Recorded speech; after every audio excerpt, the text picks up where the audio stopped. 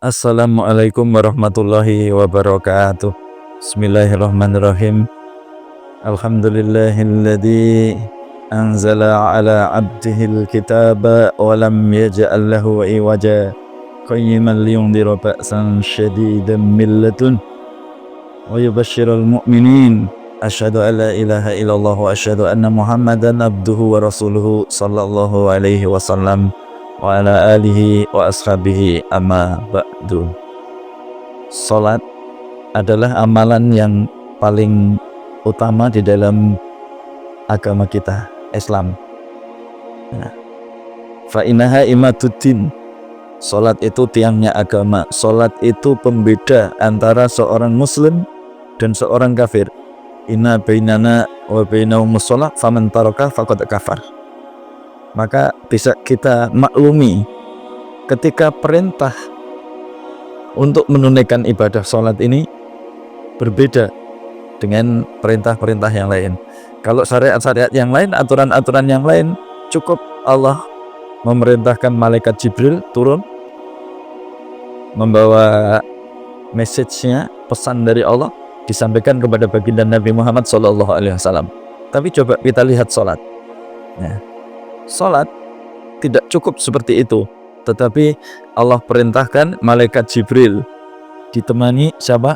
Mikail menjemput baginda Nabi turun ke bumi. Nabi dijemput, kemudian diajak dengan kendaraan apa? Buraq, ya, dari Masjidil Haram ke Masjidil Aqsa, kemudian naik langit 1, 2, 3 sampai ke langit ke-7, sampai ke Sidratul Muntaha. Dan di sana Allah sendiri yang langsung berbicara dengan Nabi, menyampaikan kalam perintahnya agar Nabi Muhammad SAW mengerjakan sholat. Itulah sholat. Nah, maka kita harus paham tujuan utama kenapa sih kita sholat. Nah, Allah berfirman, aqimis sholata lidzikri. Jadi tujuan utama kita diwajibkan sholat apa? Agar kita selalu ingat Allah. Agar kita selalu ingat Allah. Jangan pernah melupakan Allah. Ya. Maka awalnya sholat itu 50 kali sehari semalam. Agar kita mulai dari bangun tidur sampai tidur lagi itu nggak pernah melupakan Allah. Kan gitu maksudnya.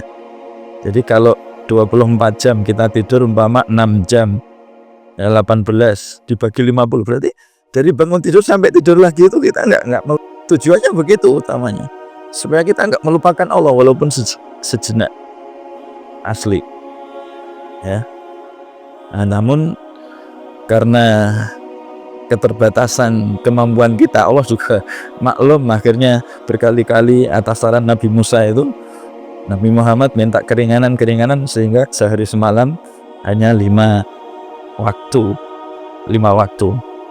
Nah, namun yang pengen kami tekankan di sini, kami bahas di sini adalah maqasidnya dari sholat. Aqimis sholata lidzikri.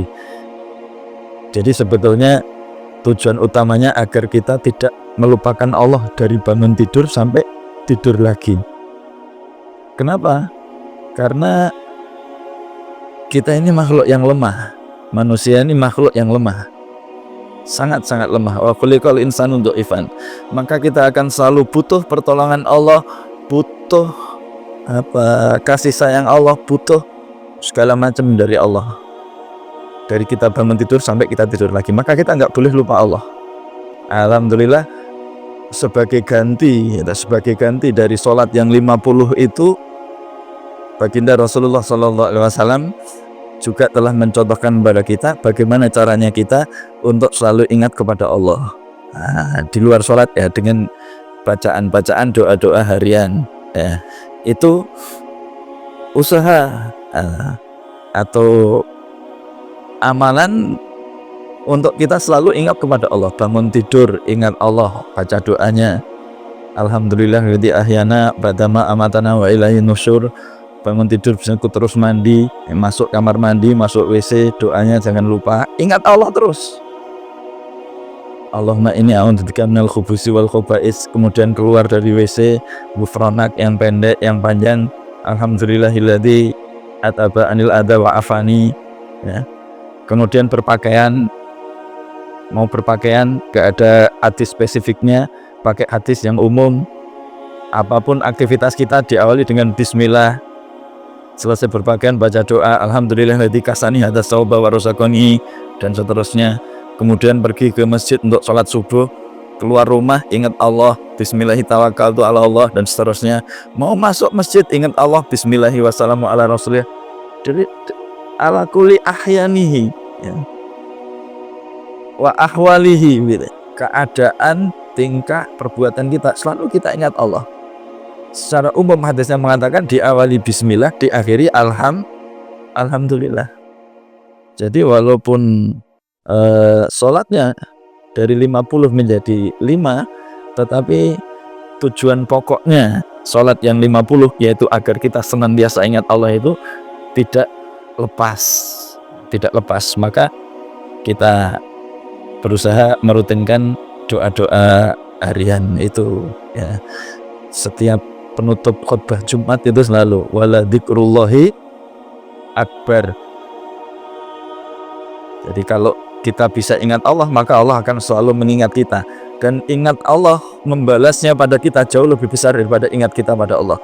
Hadis Imam Bukhari mengatakan kalau kita ingat Allah sejengkal, Allah ingat kita sedira. Kalau kita ingat Allah sedira, Allah mengingat kita sedepa atau sehasta. Kalau kita ingat Allah dengan berjalan kaki, Allah akan membalas ingat kita dengan berlari. Wala dzikrullahi akbar. Mudah-mudahan bermanfaat. Wabillahi taufik wal hidayah. Wassalamualaikum warahmatullahi wabarakatuh.